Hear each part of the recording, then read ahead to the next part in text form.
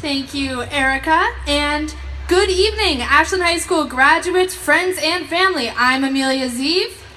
And I'm Kate Joss Bradley. How are you all doing tonight? All right, so not the highest participation cheer-wise, but I guess that's to be expected when most of you in the audience are broiling in the sun, craning your neck for a view with a cramp in your hand already from just practicing the angle you're gonna hold your phone at to get a good snapshot of your kid's diploma moment. So let's try this again. Seniors, how many of you are ready to graduate?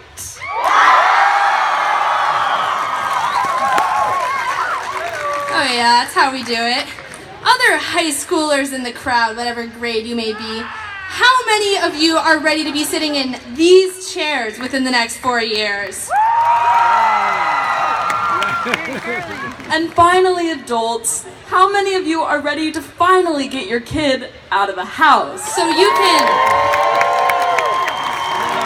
Wow, you guys are pretty excited, and I didn't even get to finish the joke. How many of you are excited so you can finally stop putting money into their allowance fund and start putting money into your wine tour savings bank, yeah? Yeah, that's what we thought. Adrenaline and excitement are high among all parties tonight. Especially the parties who just braved the drive-in from Medford. Folks, do those strong-willed people a favor if you happen to be sitting next to one and give them a shoulder rub. It's not everywhere that you get to deal with such a delicate mix of Priuses going 45 in the left lane and monster trucks passing going 90 in the right.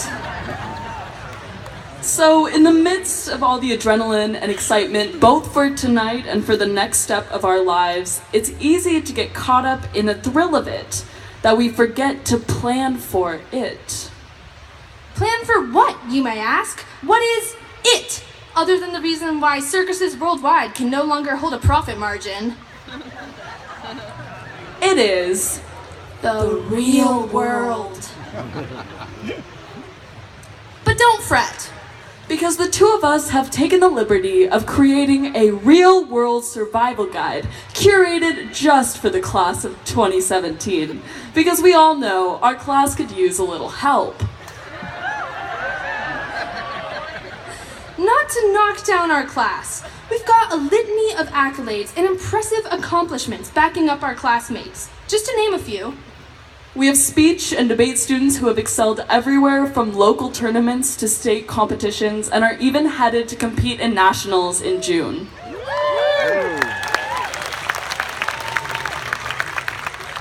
We have students who traveled all the way to Nepal to film a documentary. Students who work tirelessly to put on incredible theater performances for this community.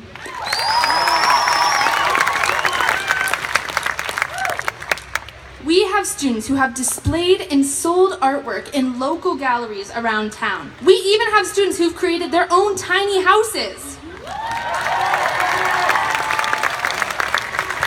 We have students who represented our school and studied abroad in a plethora of countries, from helping with language development in China to representing Ashland and Guanajuato, Mexico, to living for a year in Belgium or Bolivia or France. Am I forgetting any? Probably. This class has been everywhere. We have students who released their songs and albums on major international music platforms.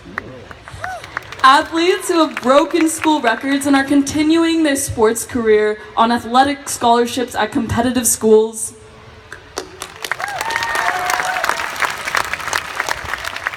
We have students whose perseverance has created new aspects of the high school that will remain intact forever. Wellness center, anybody?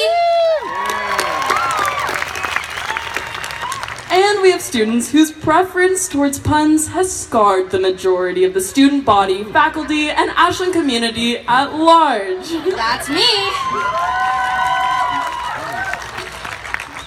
But even with all this, even with all of these accomplishments, our class just isn't ready for the real world.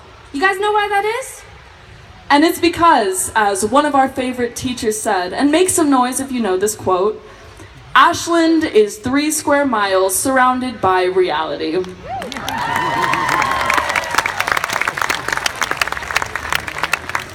That was the great Mr. Cornelius who said that. And it's true. The reality is, we live in a bubble. But, lucky you, we've created a survival guide for the real world, free of charge. At least for now. But if you get a strange-looking receipt in the mail about 2 to 3 weeks from now that says you owe $19.99 for enlightenment and the wisdom of God, then that means this speech went down better than we planned. So let's get started, shall we? Pro tip number 1 for all our graduating seniors. No more asking if you can charge your crystals on a stranger's laptop because the sun hasn't been out in a few days and your chakras are starting to become unaligned. Folks, come on, this is just common courtesy, come on. Pro tip number 2. Do not expect your university's assistant principal to fist bump you upon passing in the halls. J. Priskinus is a unique breed, and other administrative teams will find casual greeting gestures such as the fist bump as awkward and uncalled for. Pro tip number 3. No more foraging for the morels in the mulch baskets downtown. Actually, no more foraging for wild goodies when not in the wild in general. If you move to a big city and try to reap the natural harvest when not in the wild, not only will you probably get a very unsatisfactory dinner, you'll probably die. Ashland is unique in the sense that we use positive energy and loving song to ward off unwanted bugs and weeds. Yeah, the big cities just use pesticides. Also, they might arrest you. Pro tip number 4. If you haven't already, you'll have to start learning how to be self-sufficient. And by this, I mean only ordering stuff off of Amazon about 12 times a week. Put that Prime subscription high on your graduation wish list, folks. Trust us, you're going to need it. Pro tip number 5. No more trying to specify which C the seesaw on your table comes from. This is not a normal specifying question, folks. This is just weird. You're probably going to get kicked out. Pro tip number 6. Unlike Ashland, it is not socially acceptable to keep your Christmas lights up through the month of March.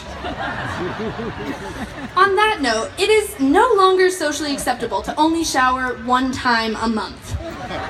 Now, you must at least do it twice. Pro tip number 7. Let's stop asking if the entree at restaurants are GMO free or not. And if the waiter who made the food is GMO free or not. And if the water is GMO free or not. Pro tip number 8. No more literally hiking in people's backyards. I know we have an abundance of trails in Ashland that actually do go through people's backyards with permission. Some examples are the TID trails, the Orison Todd trails, and the Toothpick trails. But related to that note, no more hopping over fences and literally hiking in people's backyards without permission. And pro tip number 9. Don't forget your roots. No matter where you find yourself next in the world, whether it's college, a new country, or your grandma's, stepmom's, uncle's basement up in Portland, the love and support we have received from this town will stay with you forever. Tourists make fun of us Ashlanders for being peace-loving hippies, but you know what? The world could always use a bit more love.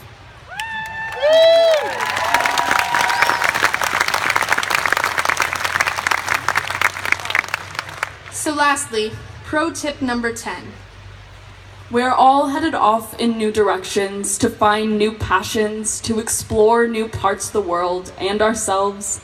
But through it all, no matter where this mystery of life takes you, bring the love and support you have been given in Ashland from all of these beautiful family members, friends, and strangers in the crowd tonight with you. We are all lucky to have grown up in a place like Ashland. So, wherever you go, carry this little loving part of Ashland with you and hold it close. Thank you. And have a great evening.